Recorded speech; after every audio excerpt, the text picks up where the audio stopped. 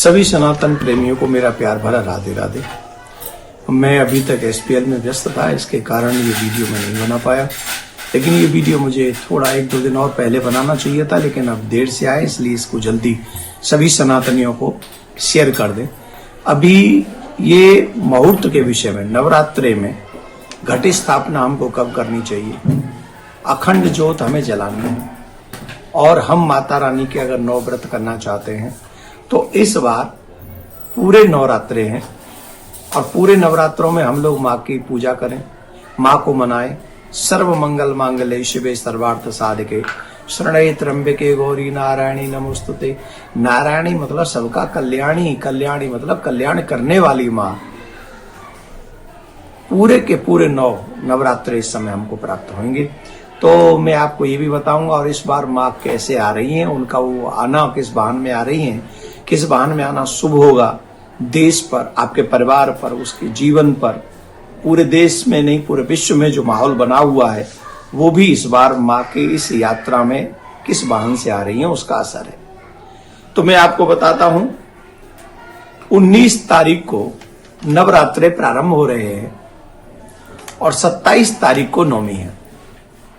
तो जो अष्टमी पूजते हैं वो अष्टमी पूजेंगे 26 को, जो नवमी पूजते हैं वो नवमी पूजेंगे 27 तारीख को। घट स्थापना 2 मुहूर्त में आपको बता दे रहा हूं। 19 मार्च सुबह 6:52 से 8 बजे तक पहला पूजन करना चाहें तो उस समय आप घट स्थापना करें, और जिस समय घट स्थापना करें संकल्प लें। संकल्प के बाद में दीप कि हम नवरात्रि का व्रत करेंगे, फिर घट स्थापना करें, गणेश जी का पूजन करें, गणेश जी का पूजन करके फिर कलश का पूजन करें, उस पर नारियल और आम्र पात्र रखें, और जिससे उनका पूजा विधि विधान से वरुण देव का आवाहन करें, पूजन करें।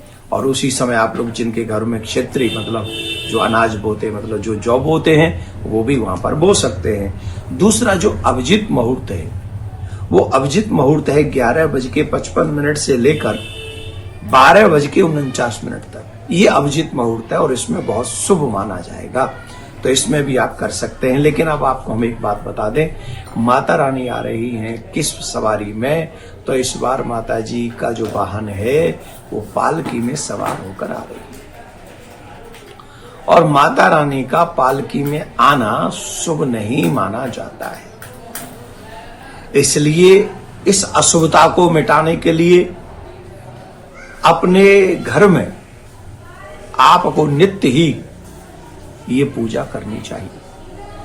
जैसे हमारे घर में माँ की ज्योत तो जलाते ही हैं, साथ में हमारे ब्रज में तो कहते हैं अग्यारी करते हैं, मतलब एक गाय के गोबर का कंडा लेते हैं, उसे जलाते हैं, गर्म करते हैं, फिर उसके ऊपर लौंग से माँ का भोग लगाते हैं, बतासे इत्यादि से भोग लगाते हैं। इसको हमारे ब्रज में अग्यारी कहते हैं, आपके यहाँ जो भी कहते हो उस तरीके से समझ लीजिए। कम से कम 5 जोड़े नित्य लौंग के घी में डुबोकर के, देसी गाय के घी में डुबोकर नित्य वो माँ को अग्यारी करें, जिससे हमारे घर में उस अशुभता का कोई प्रभाव न पड़े। माँ से प्रार्थना करें, माँ हम आपके बच्चे हैं, हमारे घर में इस अशुभता का कोई वो न पड़े, प्रभाव न पड़े, जिससे आप जो पालकी में सवार होके आ रही हैं। अब देखिए इसका क्या असर होगा। इसमें मौसम भी अनिश्चित हो जाएगा, कहे तो भयंकर आंधी आ जाएगी, जिस समय बारिश नहीं होनी चाहिए उस समय बारिश हो जाएगी, किसानों के लिए मुश्किल खड़ी हो जाएगी, फसलों पर इसका डायरेक्ट असर होगा। राजनीतिक लेवल पर भी अस्थिरता होगी, प्रजा के प्रति भी दुखद रहेगा। अभी आई नहीं है, लेकिन आप देख लीजिए पाकिस्तान में बम फूट रहे हैं, अफगानिस्तान में बम फूट रहे हैं, ये सब हो रहा है। तो और ईरान और अमेरिका लड़ी रहे, तो ये एक समय शुभ नहीं है, अशुभता का समय माना गया है। स्वास्थ्य के प्रति सचेत रहे, स्वास्थ्य में भी नेगेटिव इसका असर हो सकता है, इसलिए स्वास्थ्य के लिए नित्य माँ का पूजन करें और प्रार्थना भी करें कि हमारे परिवार में सब सुरक्षित रहे। लेकिन एक अच्छा लक्षण ये होगा, जिस समय 27 तारीख को माँ जाएंगी तो जाने वाले समय उनकी सवारी चेंज हो जाएगी, वो हो जाएगी हाथी गजराज। जैसे ही गजराज पर वापस जाएंगी तो वो अशुभता के लक्षण थोड़े कम हो जाएंगे। तो आप सावधानी से माँ से प्रार्थना कीजिए, प्रार्थना कीजिए हृदय से, मन से, सच्चे मन से, माँ आपकी प्रार्थना अवश्य स्वीकार करेंगी।